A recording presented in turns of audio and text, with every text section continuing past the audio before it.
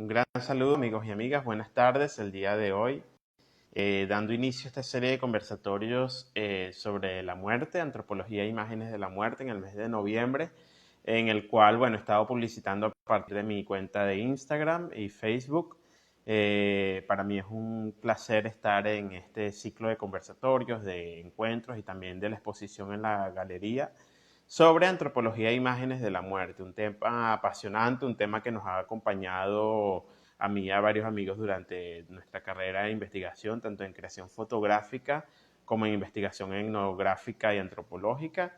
Y bueno, he estado en contacto con cuentas de Instagram y con otros investigadores e investigadoras o grupos y colectivos que llevan un trabajo vinculado desde distintas perspectivas sobre la muerte. Mi intención es generar un ciclo de conversatorios, ¿sí? De exposiciones, para conocer estas valiosas posicionamientos, experiencias, investigaciones sobre esta interpretación de la muerte, rituales, espiritualidades y tradiciones culturales asociadas a esta forma de percibir este fenómeno cultural histórico humano que es la muerte en distintas perspectivas. Entonces le voy a dar entrada a los amigos de Arqueología Maya en Instagram. Es un apasionante de exposición y de historia de la diversidad cultural y las historias a partir de la arqueología en Mesoamérica. Y nada, esperamos tener un conversatorio fluido, ameno, e ir conociendo más estos aspectos de la cultura mesoamericana desde Guatemala y todo el sur de México. Para los amigos y amigas que nos sintonizan, este es el ciclo de conversatorios sobre antropología e imágenes de la muerte. Estoy aquí dando inicio el día de hoy, 7 de noviembre, y bueno, con los amigos de Arqueología Maya tenemos este primer encuentro. El equipo Eric y Dalet están aquí presentes. Vamos a tener una conversación con respecto a, bueno, a toda esta aproximación que ellos han venido construyendo y exponiendo a partir de su proyecto de aquí de Instagram. Entonces, para los amigos de toda Latinoamérica que nos sintonizan, ya veo que se están conectando. Ya está aquí los amigos de Arqueología Maya. Un placer, amigos y amigas. Este primer momento, bueno, es para presentar este ciclo de conversatorios. Y bueno, también dándole entrada a ustedes para que presenten personalmente su proyecto, dónde están ubicadas y todas esas particularidades que nos interesan para posicionarnos y comenzar este conversatorio. Buenas tardes. Hola, buenas tardes. Hola, hola. Ale, Eric. Sí, bueno, en primer lugar eso, conocer Arqueología Maya como proyecto de divulgación y de investigación. Y bueno, también conocerlos ustedes a partir de sus experiencias personales, su breve recorrido. Claro. Bueno, gracias primero que todo por la invitación. Pues, la verdad es de que nos gusta mucho esto de poder transmitir el conocimiento sobre la cultura maya. Creemos que es una cultura que tiene todavía tiene muchos misterios guardados. Entonces, siempre es bueno poder compartir un poquito más de información desde nuestras perspectivas. Yo soy Eric Aldana. Actualmente soy estudiante de ciencia política. Entonces, la historiografía política y todas esas cuestiones por ahí es a lo que he estado investigando más que todo. Y bueno, soy uno de los autores de Arqueomaya GT. Y Sí, buenas tardes. Yo soy Dalet y estoy estudiando arqueología. Este fue mi tercer año de arqueología. Me alegra mucho estar en este proyecto. Empezamos en abril, fue en cuarentena que lo iniciamos. Ya lo habíamos hablado antes, pero sí nos pareció muy importante esa difusión de la arqueología. Y porque es algo, como decía Eric, que todavía tiene todavía no se habla mucho, no se comparte, y más la arqueología maya creo que a veces todavía se deja hacia un lado. Sí, perfecto. Y agradezco mucho que hayan accedido a esta conversación porque fíjense que, bueno, mi cuenta y mis seguidores principalmente son de Sudamérica, Venezuela, Colombia, Argentina, Brasil. Entonces también es desde Latinoamérica, desde el pensamiento antropológico, de los estudios culturales, estar en contacto también con, sobre todo Centroamérica, que para nosotros, más que México, Centroamérica para nosotros a veces es un territorio que realmente no conocemos o no tenemos aproximaciones dentro de esa hermandad que podemos hablar como latinoamericana. Y para mí el tema de los mayas y los temas arqueológicos, más allá de todo lo que uno ve, que uno a veces ve mucho esta visión como comercial de canales de televisión sobre los mayas, sobre el exotismo, sobre una aproximación, digamos que muy, muy fantástica de la cultura, y ver una cuenta y ver personas que están investigando desde una perspectiva ya científica y desde el lugar, ¿sí? Desde los territorios, siempre es muy, muy enriquecedor para todos y todas. Y bueno, les agradezco de verdad que participen y me agrada mucho ver que la amiga Dale es estudiante de arqueología y ciencias políticas. Bueno, me parece interesante el rango de conocimientos que pueden aplicar para ver esa herencia de la que son parte, porque ustedes al vivir allá en Guatemala tienen también su herencia cultural ahí enraizada. Entonces, agradecido. Me gustaría en primer lugar ir que para las personas que nos siguen, incluso a nivel personal, yo estudié antropología en la Universidad Central de Venezuela y bueno, la aproximación a los mayas fue una materia que se llama Arqueología de América, que vemos arqueología mesoamericana un poco, pero es solo como pincelazos, ¿sí? De las tradiciones, de las diferencias. Entonces, bueno, en primer lugar, posicionarnos en quiénes eran los mayas, quiénes son los mayas, porque una de las cosas que a mí más me interesan desde la perspectiva, tanto el lugar que yo estoy, como en Venezuela, como en el Caribe, es reconocer e ir un poco desmitificando esta visión de que todas estas culturas arqueológicas desaparecieron al 100%, ¿sí? De la vida. Incluso yo vivo en las Antillas y aquí también está todo el tema de los caribes, los taínos, existe todo el discurso de que hubo una extinción cultural. Y siento que con los mayas es algo parecido. Se habla de los mayas como algo lejano, como algo que murió, como algo que se quedó detenido en el tiempo y en el pasado. Entonces, me gustaría que ustedes nos ayudaran a clarificar un poco esa perspectiva. Claro. Bueno, sí, buenísimo. Precisamente todo ese tipo de mitos, que son varios mitos y podemos realmente como irlos juntando, son los que nos motivaron a hacer la cuenta. Justamente, como decía, en abril, decidimos hacerlo en vista de la pandemia y en vista de que estábamos totalmente encerrados. Entonces comenzamos a unir varios set de conocimientos que íbamos adquiriendo. Y sí, pues decidimos precisamente hacer eso porque creemos que los mayas tienen como hay varias caricaturizaciones que le han hecho durante bastante tiempo. Bueno, por un lado está esta cuestión que justo ahora ya lo utilizamos para molestar, pero realmente nos molesta mucho el hecho de esto de alienígenas ancestrales, ¿no? Bendito programa de History. Que es esta cuestión de, bueno, que los mayas hicieron absolutamente todo a través de los extraterrestres y que los extraterrestres construyeron templos y sabe Dios qué cosa más, ¿no? Entonces, por un lado está esa visión sobre los mayas. Por otro lado, está otra visión que es como bastante espiritista, digamos, no sé, digamos, que lo mezclan con cuestiones de budismo y yoga y toda esta cuestión de New Age y cuestiones así, ¿no? De que, bueno, estaba en otro plano espiritual y no sé qué cosa más. Entonces, esa mezcla de dos cosas es chocante y es molesto, nosotros lo vemos así como algo muy molesto. Sin embargo, es producto del hecho de que se desconoce mucho todavía sobre los mayas. Y la razón por la cual se desconoce tanto de los mayas hasta el momento es porque realmente es relativamente nuevo todos los estudios que han habido sobre los mayas.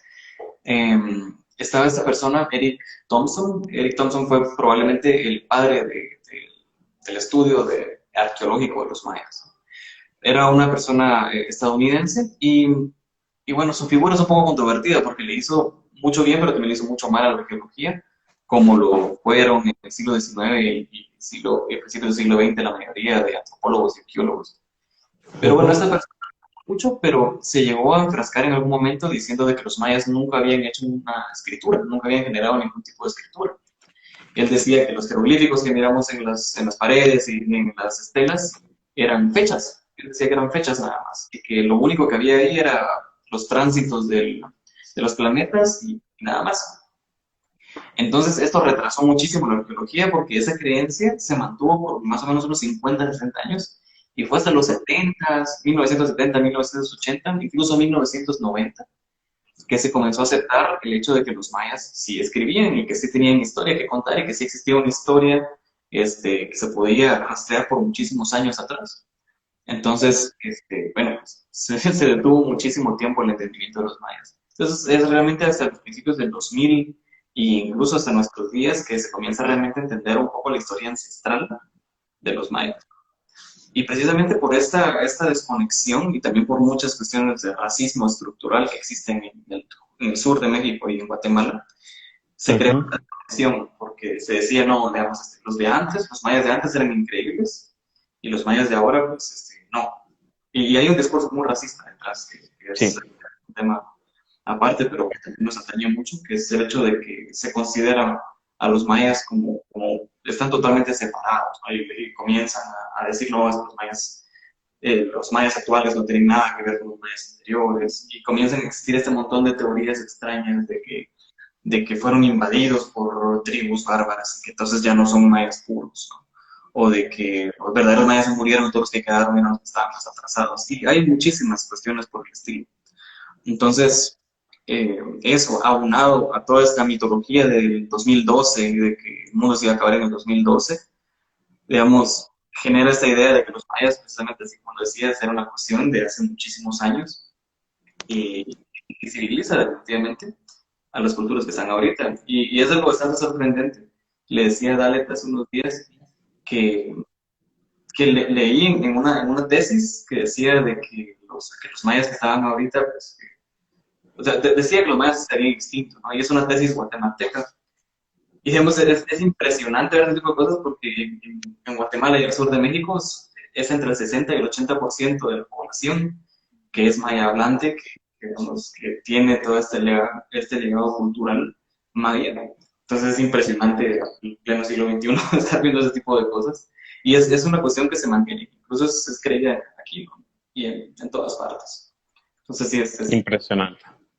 sí, No, gracias por esa contextualización, porque además nos ayuda mucho a entender el por qué quizás nosotros en otros territorios conocemos tan poco de en realidad sí todo este legado histórico, arqueológico que está ahí, solo que falta nuevas visiones y nuevas aproximaciones que nos ayuden a ver estos restos y a las culturas vivas desde unos sin esos sesgos. Entonces, dale, me gustaría que nos ayudaras a comprender ese territorio maya, tanto del pasado como del presente. O sea, cómo podemos, digamos que trascendiendo estos límites de Estado, de países que son modernos, que son impuestos, comprender estas territorialidades que pues, también podemos ver en distintos momentos históricos, pero incluso me gustaría verlo actualmente en el 2020 cómo podemos aproximarnos a estos territorios de la herencia maya. Ok, claro. ¿Cómo podría decirlo? Um, digamos, los mayas actualmente se encuentran en el sur de México. Eso es ajá. definitivamente en esta parte del sur de México, Chiapas, Yucatán. Y pues en Guatemala están, Sí, están en Guatemala y es lo que la mayoría de personas tal vez tratan como de ocultar o olvidar porque es su territorio. Y los podemos, están en Petén, en Alta Verapaz y en sí en todo el territorio de Guatemala. sí, y básicamente es eso, creo, digamos, están en todo el territorio, están absolutamente en todo el territorio de Guatemala. Hay varias lenguas que se hablan en Guatemala y son como especies las podemos llamar naciones, las podemos llamar pueblos, Ujú. que, que están esparcidos por toda Guatemala, principalmente en Occidente, en la parte occidente, que es la parte que está pegada a México. Sin embargo, pues realmente en sí los poblados mayas están en toda Guatemala. y son realmente podríamos decir un 80% de la población guatemalteca. Sí, no, eso es impresionante porque es un fenómeno que no solo es guatemalteco y mexicano, sino que en casi todos los países, Perú, Colombia, la herencia cultural indígena, incluso genética cultural, que si bien en muchos casos no es, digamos, homogénea y que se pueda ver evidentemente, hay prácticas culturales que pueden ser sutiles o que pueden verse en tradiciones, rituales o en la religión que están vivas, ¿sí? Lo único es que, como tú mismo han relatado ustedes dos, depende de diferentes relaciones de poder, imposiciones históricas, coloniales y de los estados, que no han permitido que hacer conciencia de estas prácticas culturales y de estas realidades. Y bueno, por eso creo que la arqueología, eh, una arqueología y una antropología y otros estudios culturales, históricos, pueden ayudarnos mucho siempre y cuando estén territorializados, como también lo hemos venido hablando, porque estas visiones que nosotros a veces recibimos en Latinoamérica y en otros países está traducida muchas veces por estos medios de comunicación o por otras apropiaciones culturales. Yo te lo digo porque yo también estudio distintas formas espirituales y conozco muy bien esta manipulación que ha existido a partir de estos calendarios mayas, a partir de esta onda New Age, que en sí también es un proyecto de dominación cultural, donde se buscó en los 60 también como minimizar y aglutinar todas estas tradiciones chamánicas, espirituales, para reducirlas a productos o sí, a productos y a estereotipos que no tienen nada que ver con estas verdaderas prácticas y todo ese conocimiento filosófico y espiritual. Entonces, complacido de esa visión de que estemos también en sintonía con ello, porque eso nos va a permitir también ahorita que hablemos de esta percepción de la vida y la muerte, nos puede ayudar muchísimo. Yo hago esta serie de conversatorios también porque ahorita en estos contextos que estamos viviendo, yo veo que ustedes también crean y digamos que exponen su proyecto en este año 2020, donde también estas realidades que estamos viviendo nos han hecho como trabajar desde lo cotidiano, desde el hogar, desde atender estas situaciones online.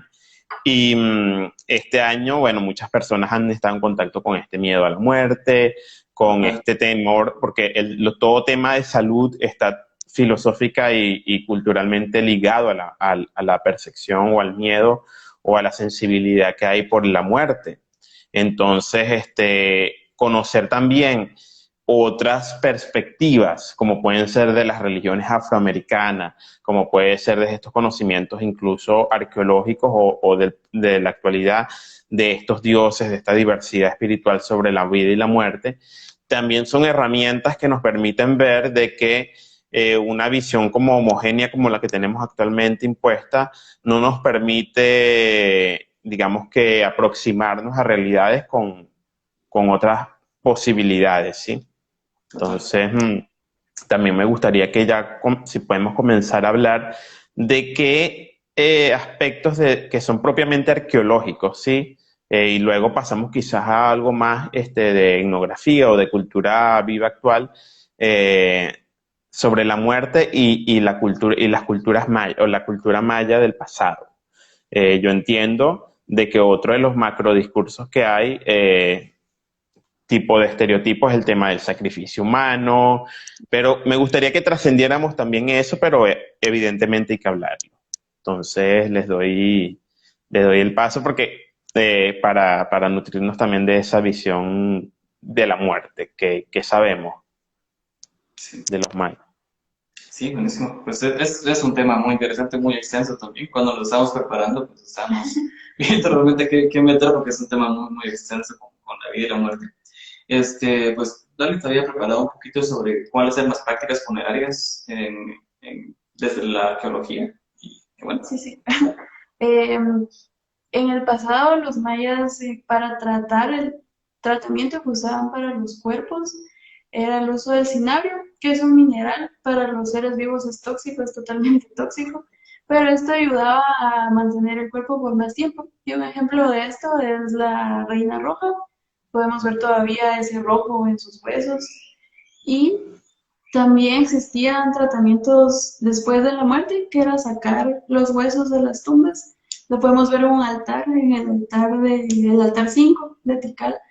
Ahí podemos observar el cadáver, los restos óseos de la persona.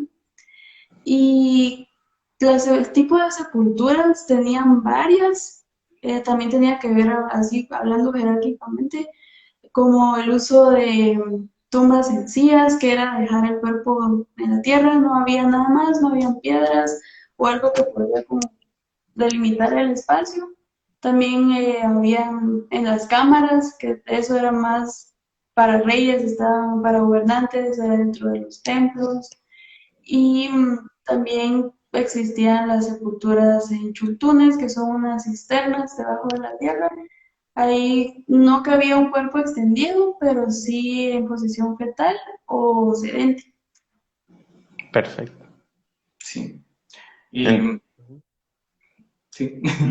No, y bueno, sí, esa era precisamente cómo se hacía en ese entonces, que se tenía en las prácticas funerarias, ¿no? Y era una práctica bastante solemne. Estaba leyendo a una autora que es Mercedes de la Garza, que es muy reconocida en estudios de Mesoamérica. Y bueno, ella precisamente tiene un libro sobre el pensamiento religioso y de la vida también dentro de los mayas y los nahuas. Y tocaba un punto muy interesante que me gustó mucho, que era de que si comprendemos cómo todas las culturas, y esto es generalizado, ¿eh? Si comprendemos cómo las culturas comprenden la muerte, también vamos a comprender cómo comprenden la vida. Entonces, es una dualidad que nos ayuda realmente a entender de dónde vienen las dos cosas, ¿no? Y, y sí, pues precisamente partiendo de ese punto, si hablamos un poco de la vida de los mayas y cómo los mayas entendían la vida y entendían su vida, la entendían, resumiéndolo mucho, por supuesto, como ellos entendían como el sustento de los dioses. Y esto es una cosa muy, muy interesante porque los dioses necesitan de los hombres para poder seguir existiendo. Digamos, el sol, por ejemplo, necesita sangre humana para poder seguirse moviendo. Las lluvias necesitan la interacción humana, o sea, los dioses necesitan de los hombres. Y a su vez, los hombres necesitan de los dioses. Entonces es una cuestión como cíclica en el sentido de que, digamos, ellos nos necesitan a nosotros y nosotros nos necesitamos a ellos. Entonces el ser humano maya, el ser humano maya y el ser humano mesoamericano, porque eso es algo que se compartía, se consideraba como el sustento de los dioses y como tal consideraba que su vida era absolutamente sagrada. Y para ponerlo tal vez en términos un poquito más populares, sus filosofías eran una especie de carpe diem, ¿no? De vive el momento, vive ahora, porque la muerte ya viene, ¿no? Y digamos, era esa cuestión de que cuando estás en vida y estás en vida, tienes que sustentar a los dioses, y se sustentan por medio de hazañas, por medio de valentía, por medio de... Hay una expresión que está en muchas lenguas mayas hasta la actualidad, que es endurecer el corazón y endurecer el rostro. Entonces, esa era como la intención de vida, ¿no? Además, endurecer el corazón y endurecer el rostro era como hacerse fuerte, hacerse valiente. Entonces, todo ese tipo de cuestiones como que gobernaban un poquito la vida. Y así como el ser humano en vida sostenía a los dioses, en la muerte también. Sí, cuando están en la muerte, cuando están en el inframundo, también estaba sosteniendo a los dioses. Los dioses necesitaban de los muertos y los muertos a su vez necesitaban de los dioses. Era esta cuestión como que se compartía entre los dos, ¿no? Y por ahí va un poquito la cuestión de cómo mirar la vida y la muerte. Y ahora, la muerte en específico, cuando alguien moría era muy, muy, muy venerado. Y obviamente se dependía de cómo había vivido su vida, pero en sí, el recuerdo de una persona muerta era muy poderoso, es muy, muy poderoso. De hecho, muchos de los dinteles de arte maya que miramos en varios lugares, son hasta cierto punto una remembranza a los muertos. Por ejemplo, está, ¿cómo se llama la de China? La señora... Es la señora, ajá, Sí. No, pues es la señora Yaxchilán, ella está haciendo un ritual, que es un ritual que es un poco sangriento, que digamos, ellos se están en ayuno, se quedaban en ayuno por mucho tiempo, luego pasaban una cuerda bastante gruesa por medio de la lengua, Con espinas. con espinas, y esa sangre que se generaba, pues la ponían en papeles, y esos papeles después los quemaban, probablemente con alucinógenos. Entonces todo eso lo que generaba era una especie de visión, y lo que se miraba en esa visión era nada más y nada menos que los ancestros, ¿no? Entonces, toda esta cuestión era para ver a los ancestros. Y es Ok. una cuestión, viéndolo desde la política, que legitimaba a los reyes, ¿no? Si los reyes podían conectarse con los ancestros, si los reyes podían encontrarse con los ancestros, encontrar la conexión y el consejo de los ancestros, entonces eran legítimos. Entonces podían ser. Entonces por eso era tan importante esto de recordar a los muertos y recordarlos bien, ¿no? Entonces, la idea es de que el cuerpo físico se va en la tierra, pues, se lo traga la tierra, pero también Exacto. como una parte que es inmortal, esa parte de la que se puede como llamar constantemente para poder platicar, ¿no? Y en sí, digamos, los templos mayas eran una especie como de portal para poder comunicarse con ellos. Y es súper interesante porque esto se mantiene hasta ahora. Vemos en el Día de Muertos que te mandaba las fotos de este Día de Muertos, que aquí en Guatemala es una fiesta hermosa, probablemente es de las tradiciones más hermosas que hay.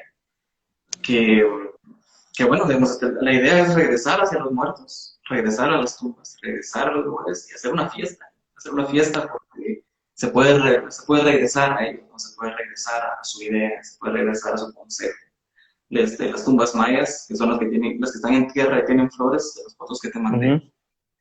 que aparte de las tumbas ladinas, que esas son de cemento, pero las tumbas mayas son de tierra, y bueno, están totalmente adornadas precisamente para recordarlos, ¿no? Para recordarlos, para pedir su consejo, para darles de comer. Entonces, esta cuestión de sustentarlos es bastante bonito. Perfecto. Esas fotografías, disculpa que interrumpa, las fotografías que enviaste las podemos colocar en las histories ahorita cuando terminemos la transmisión para que las personas también puedan apreciar esas referencias, ahora que ya lo hablamos, porque una de las pocas limitaciones que tiene este live es que no podemos mostrar simultáneamente las imágenes como puede ser con otra plataforma, pero sin embargo podemos mostrarlas al final. Sí.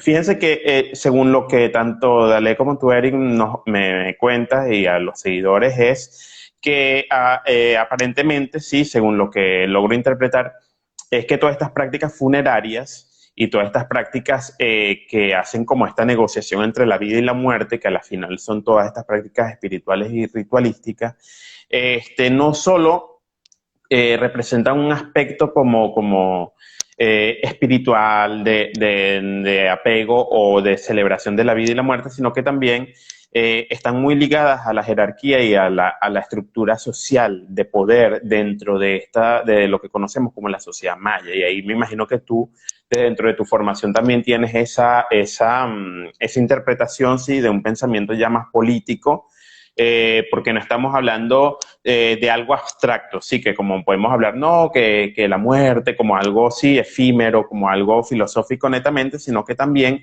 estas prácticas con los difuntos y las difuntas tienen mucho que ver con también cómo se posicionaban en vida y en muerte estos seres, ¿sí? Estas personas dentro de esta cultura y sociedad maya.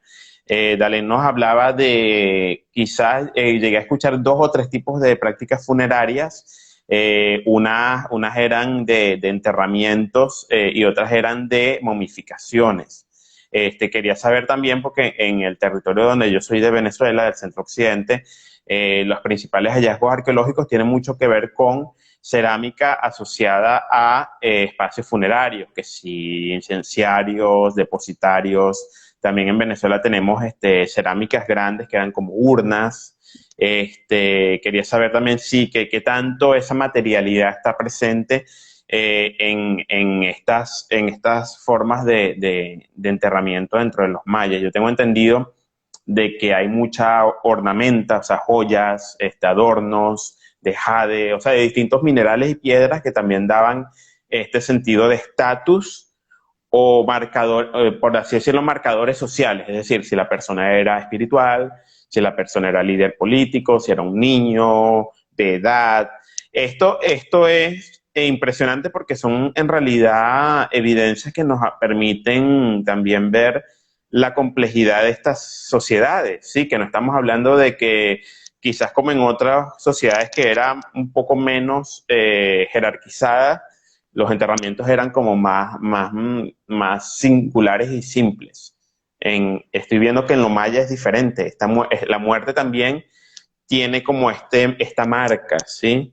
De toda esta diversidad de roles y de funciones que habían en estas sociedades. Existen estas figuras materiales también en los enterramientos, en las pirámides, en toda esa diversidad de prácticas de la Sí, materia. también han encontrado como prácticas funerarias los esqueletos en las vasijas, regularmente son ollas o cántaros y son de gran tamaño. No había visto una ocasión de un bebé que lo habían puesto en un cántaro, pero también han encontrado personas adultas en vasijas grandes de cerámica. Y también el jade y otras piezas son bastante importantes en los entierros y tiene bastante que ver como qué puesto tenía la persona. Si era un escriba, la va a acompañar tal vez algo que demuestre eso, que era un escriba, un pincel en su mano, figurillas, o los jugadores de juegos de pelota también los acompañan bastantes figurillas de, de ellos, de jugadores de pelotas. En el caso de esta reina de Calonte Cabel, que nos parece muy interesante, muy bonita su historia. Calonte era el título mayor para un guerrero y en su tumba encontraron un escudo que para demostrar que era guerrera, encontraron también una pieza de jade con la representación del dios del maíz, pero que a la vez también la representaba a ella. Entonces hacía alusión que ella tenía cierto contacto con el dios del maíz.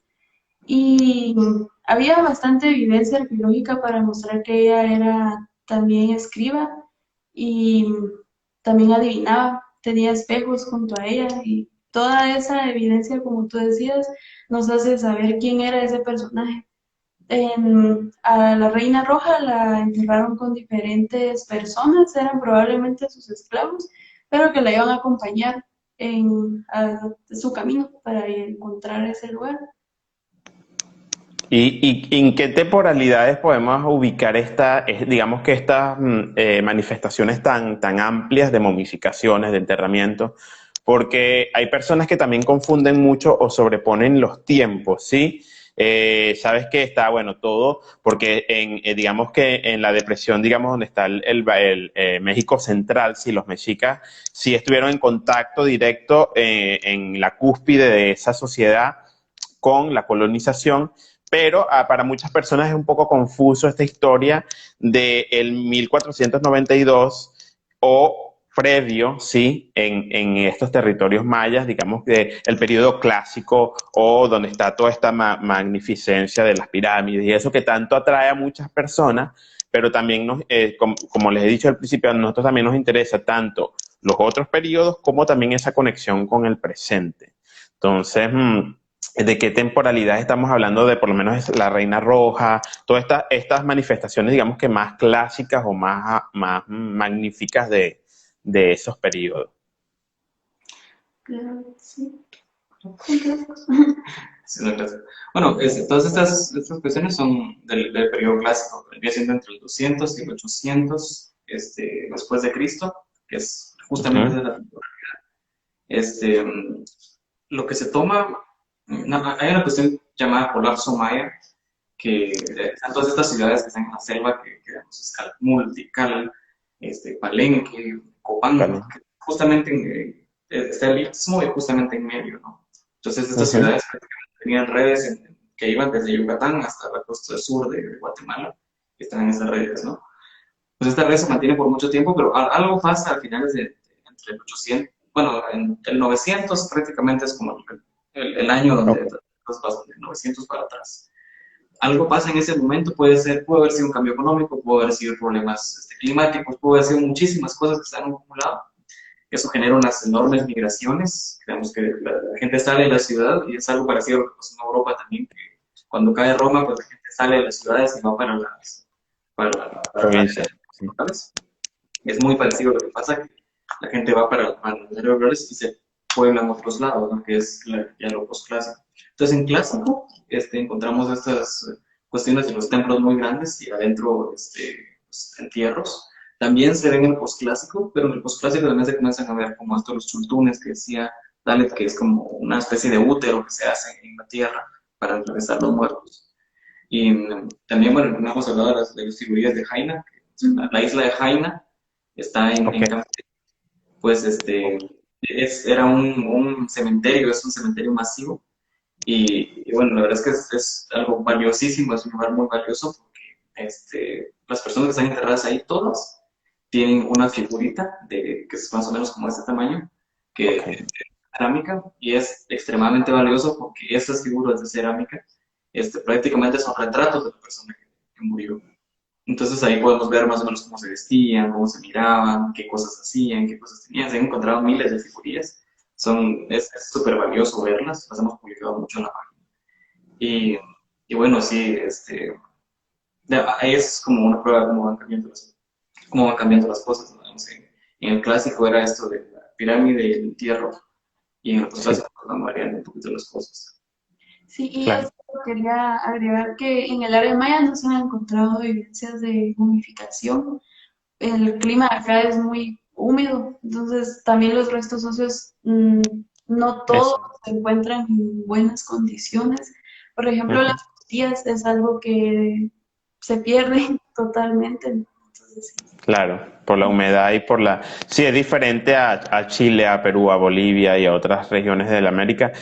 La técnica entonces, propiamente, por lo menos de estos restos, como la reina roja y esto, es una técnica con minerales, ¿no? Con metal. Sí, no se hacía con todos, pero sí en Ok. algunos lados, ajá. Es interesante el caso de la Reina Roja, porque el rojo simboliza mucho esto del renacimiento y del amanecer, todo ese tipo de cosas trae mucho la idea de las cuestiones. Entonces, la Reina Roja era una mujer muy especial. Fue reina de Palenque, esposa de un rey muy famoso, y ellos dos eran Magnífico. unas cuestiones muy, muy, muy reconocidas, eran personas muy reconocidas. Y otro elemento que a mí me llama mucho la atención es la parte lingüística, la parte también de los ideogramas, la iconografía, que más allá, sí, porque bueno, todos tenemos quizás mucho la imagen típica de las grandes esculturas, de las pirámides, pero el aspecto lingüístico, que es uno quizás de lo que está vivo, digamos, como herencia, que no solamente es el lenguaje completo, sino también estas referencias iconográficas. ¿Cómo ustedes ven esto vivo en el presente y cómo, porque yo me he impresionado también no es que toda la gente, pero sí he tenido ciertos colegas que, por ejemplo, tengo un colega que está en Mérida, Yucatán, él está estudiando los ideogramas, los pictogramas. Entonces, ¿cómo validan ustedes eso y también cómo mezclado con este tema de la filosofía de la muerte y ello? ¿Cómo lo ven ustedes desde allá? El valor que tiene lo comunicacional y lo lingüístico también, que sigue vivo.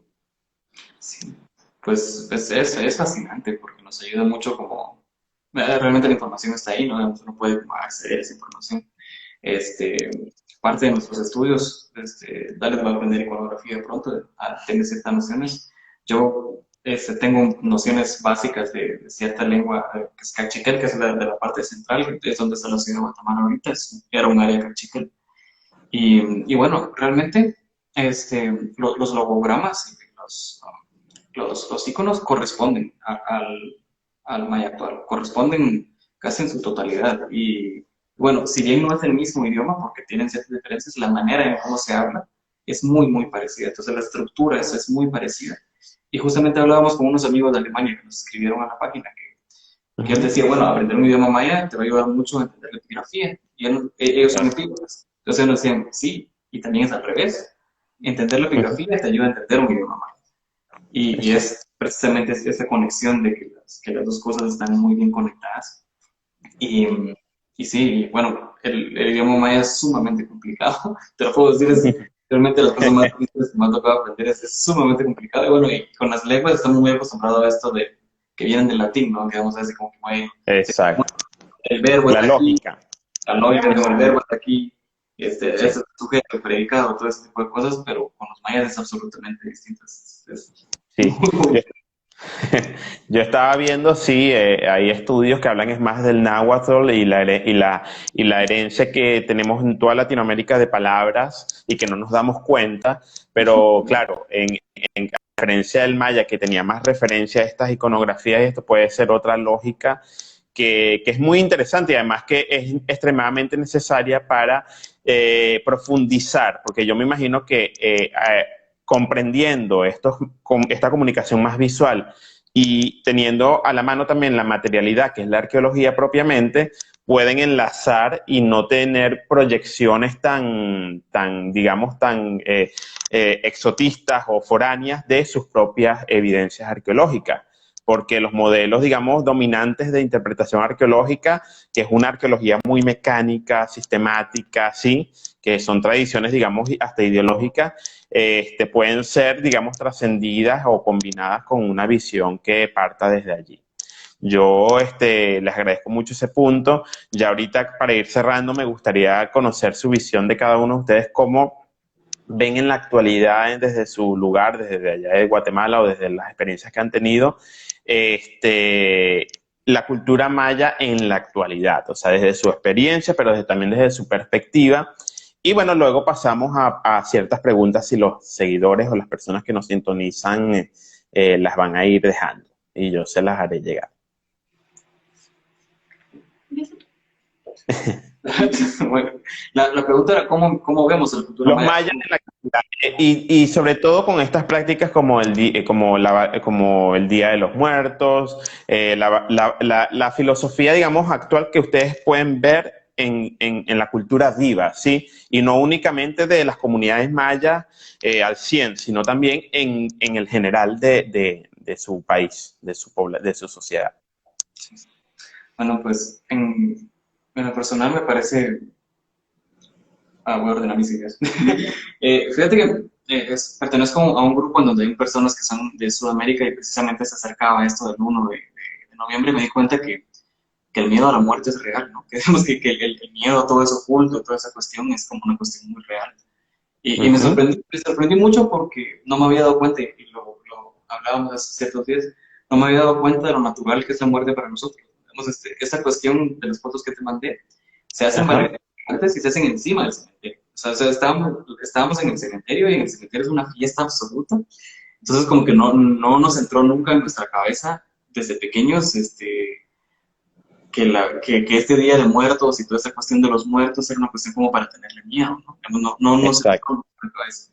Y hasta ahorita, pues, ya de grande lo estamos como sistematizando un poco de, bueno, wow, no nos da miedo y es algo muy bonito de entenderlo.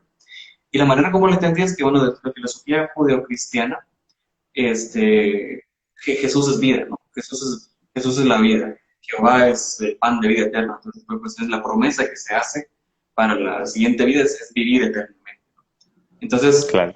por consiguiente, lo contrario es la muerte. El diablo es la muerte, o lo que uno escapa es la muerte, ¿no? Entonces, por ahí un poquito ese miedo. Y bueno, digamos, en Europa, durante todo su feudalismo y toda esta cantidad de tiempo, tuvieron muchos problemas para entender la muerte. Todas estas epidemias se veían como un castigo de Dios, un castigo divino y una cuestión terrible. Entonces, pues es una visión muy distinta cuando se ve acá, porque la muerte y la vida se están como jugando, ¿no? Se tienen muy, muy de cerca. Hay un vaso muy bello de los mayas en donde está, por un lado está Chac, por otro lado está el dios de la muerte, y todo está sucediendo en una montaña, y bueno, lo que estaba pasando realmente, la interpretación de todo eso, es de que están bailando. Ellos dos están bailando para generar lluvia, que la lluvia es el eterno ciclo de la vida y la muerte, ¿no? Entonces, luego renace y las cosas se necesitan la una de las otras. Entonces, todas estas cuestiones me parece que han perdurado mucho, mucho, mucho en nuestro subconsciente, en nuestro inconsciente colectivo. Nosotros que somos una mezcla. Y para las personas mayas, pues creo que están muy, muy, muy muy cerca. Leía también otra cosa que cuando alguien viene a Guatemala y mira los cementerios, tal vez se encuentra un poquito sorprendido porque los cementerios no son tristes en lo absoluto. Aquí son una cuestión de colores, están pintados, están adornados, están llenos de flores, es una cuestión muy, muy feliz. Y creo que es una cuestión que se mantiene. También eso de recordar a los ancestros, darles de comer, de estarlos recordando constantemente por medio de altares incluso, de regresar a los cementerios y a generar toda esta fiesta, ¿no? Esta idea también de que los pies bailando o los pies moviéndose en los cementerios es como una manera de decir que todo está bien, ¿no? Que todo va bien. Entonces creo que todas estas ideas, de una y otra manera, pues se han mantenido muy, muy, muy de cerca en el pueblo maya. El pueblo maya pues encierra muchísimas costumbres aún de todo esto, definitivamente. Sí, Eric hablaba en sí del pueblo maya, pero yo considero, por ejemplo, en la ciudad de Guatemala, eh, no todos estamos tan conscientes en sí de eso de la muerte, y los cementerios en la ciudad de Guatemala en sí no son coloridos. Sí, son bastante grandes, bastante lejos, también como encontrar las tumbas de varias personas, y no, sí no son coloridos. Algunas tumbas creo que han pasado sin flores por mucho tiempo. Cuando yo era pequeña, mi abuelita me enseñaba que había que dejarles una vela y un vaso de agua. En la foto, si se tenía un altar del fallecido, pero creo que eso se ha ido perdiendo con el tiempo. Creo que es algo que sí ya no se hace mucho. Creo que también han ido olvidando a sus muertos. No siempre se visitan las tumbas. Algunas personas, tal vez es por el tiempo o porque los pone muy triste, pero no se tiene tanta esa visión del lado maya, que es una fiesta, que es algo bonito, sino que sí se ve como algo más triste y mejor olvidarlo. Eso de no visitar una tumba es, Claro. es algo impensable. Sí, fíjense que les agradezco esa visión como más personal también, bueno, y reconocer de que nosotros como herederos, sí, de todas estas continuidades, imposiciones culturales, siempre vamos a ver, digamos que puntos medios, sí, porque si bien la cultura judeocristiana es como muy cortadora, sí, todo es dualidad, o sea, vida y muerte, el cielo, la tierra. Hay muchas diversidades en otras culturas latinoamericanas, y en el caso de lo que yo estoy viendo a partir de Mesoamérica y la tradición maya, habla mucho de esta retroalimentación entre esos dos mundos o dos realidades, donde participan las personas desde una conciencia cíclica, ¿sí? Más que un tema de separación y de corte, ¿sí? Incluso a mí me sorprende que en el medievo, digamos, ibérico, habían tradiciones similares, incluso la reencarnación, que estaba incluso dentro de la doctrina cristiana, que luego fue extraída, y hay toda una historia de esas discontinuidades. Y bueno, también tenemos en América Latina tradiciones chamánicas o religiones afroamericanas, donde incluso los muertos encarnan en las religiones, o está todo el tema del espiritismo, y hay otra dinámica o respuesta a este trauma que representa para todos nosotros los humanos eso tan misterioso que puede ser la muerte. Yo ahorita, bueno, les agradezco. Igual forma, aquí hay una pregunta y hay otras interacciones. Leandro, desde allá de Caracas, Venezuela, pregunta: ¿cómo ven la presencia del maya en el castellano o español que se habla en Centroamérica? Bueno, y también, bueno, ustedes conocen el centroamericano, pero nosotros también en Latinoamérica yo lo desconozco. Sí sé del náhuatl, como les había dicho, que hay ciertas palabras de uso común, pero me imagino que ustedes tendrán palabras, ¿sí? O nombres de cosas que estarán influidas directamente por estos lenguajes. Sí. ¿Cómo lo ven?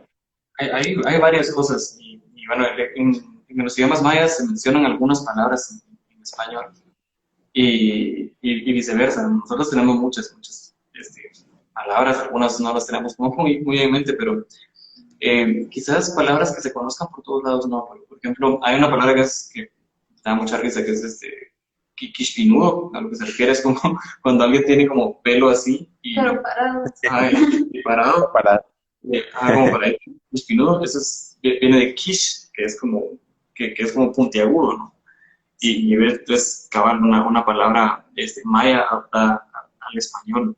También varios modismos que tenemos como guatemaltecos son mayas. La palabra chucho Perfecto. es como conocemos a los perros. Ok. Chiris también es niño. Sí, O sea, decirle chiriza es como tal vez decirle a un niño malcriado. algo sí, malcriado tiene que ser. Frank, También fíjense, ajá, cuando hablamos, eso es muy de acá, de todo es nuestro, todo es nuestro. Así como que ok, tengo un vecino, tengo un mi amigo, tengo una mi novia, o alguna cosa por el estilo, todos decimos ese mi, y así es como se habla en cachiquel, entonces se le agrega un perfecto. positivo. Es muy Y impositivo, muy impositivo y está bien eso, no lo conocía. sí, Frank por acá comenta de que la forma en que les ponen, él dice que su muerte debería ser como el evento más, más esperado y celebrado, ¿sabe? Concebir también la muerte como una celebración y como un paso, que ese es otro de los aspectos que también muchas imposiciones coloniales han cortado. Y hay una percepción más dramática de miedo, de angustia, de separación.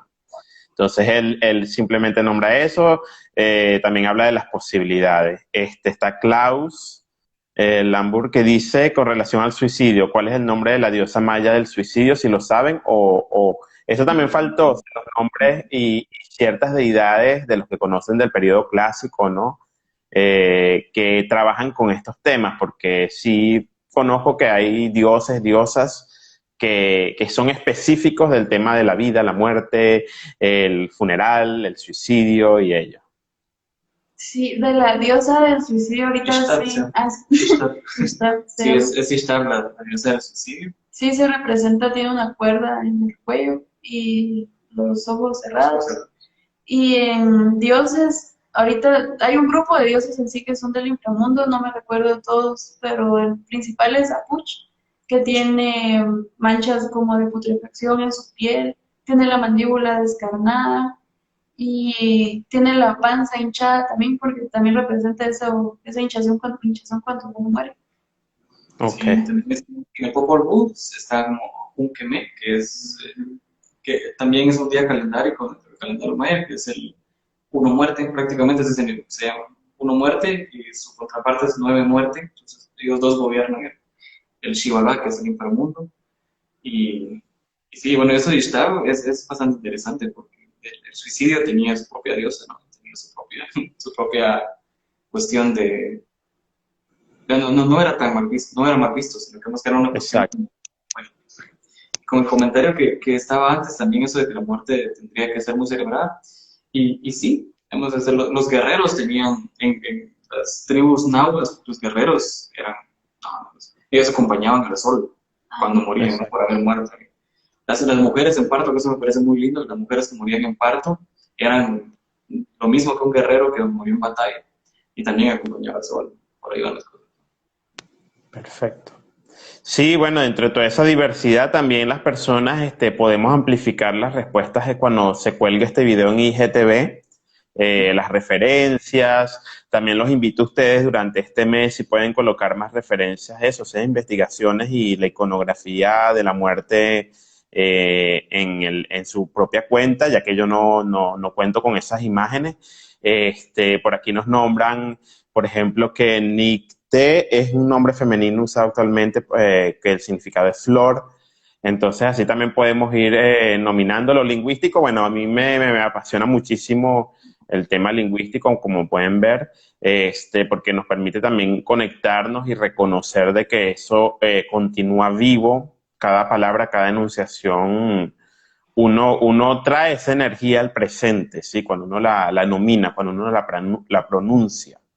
Por eso el rescate y la valoración de las lenguas en peligro de extinción o extintas también tienen ese valor cultural.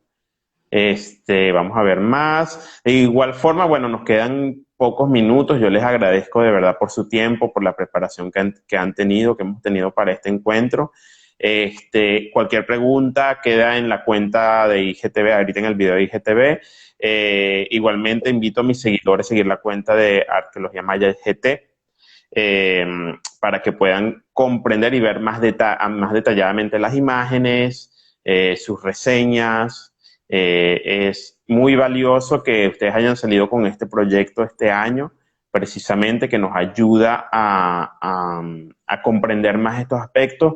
Una cosa que también yo valoro es poco a poco la antropología y la arqueología va más a las redes, algo que antes de este año era muy poco, sí, muy pocas referencias existían y bueno, estamos aquí pendientes para cualquier otro encuentro que podamos extender estos temas. Gracias Leandro, todos los seguidores que nos sintonizaron. Y bueno, los dejo para que se despidan, inviten a sus proyectos a continuar estas investigaciones. Y les agradezco de nuevo por la participación. Gracias, sí, también gracias a ti por la invitación. Creo que como tú dices es bastante importante hablar sobre estos temas. Y a veces es más fácil encontrar la información en redes sociales como estás en Instagram y ahí puedes encontrar temas que te interesan, pero no sabes cómo buscarlos.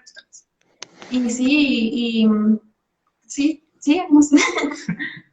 Sí, sí, total. Y bueno, vamos a seguir intentando, vamos a seguir innovando en las cosas que van ahí. Justo como lo dices, es muy importante que las ciencias sociales en general pues se atrevan un poquito a salir a redes sociales. Lo que tienen las redes sociales es que tienen la capacidad de sintetizar ideas. Ajá. Y poderlas masificar. Y bueno, un compañero con el que estuvimos en una práctica anterior decía algo que la diferencia entre el saqueo y la arqueología es la difusión. Precisamente por ahí va la cuestión con todas las ciencias sociales. Solo investigar no tiene ningún sentido, sino que todo ese conocimiento que se está haciendo se tiene que dar de vuelta, ¿no? Se tiene que ver que si en algo podemos colaborar, pues estamos felices. Igual tú cuentas que trabajas mucho con eso y bueno, pues estamos felices de que dice.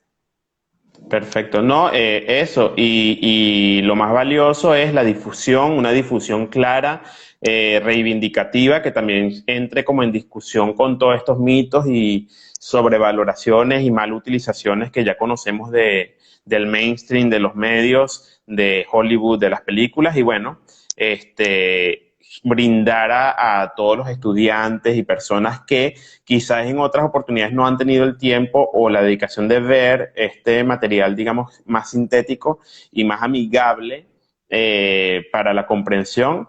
Y nada, seguir trabajando, innovando, es algo que les agradezco. Ya vendrán otras oportunidades, podemos hacer otras actividades con otras cuentas.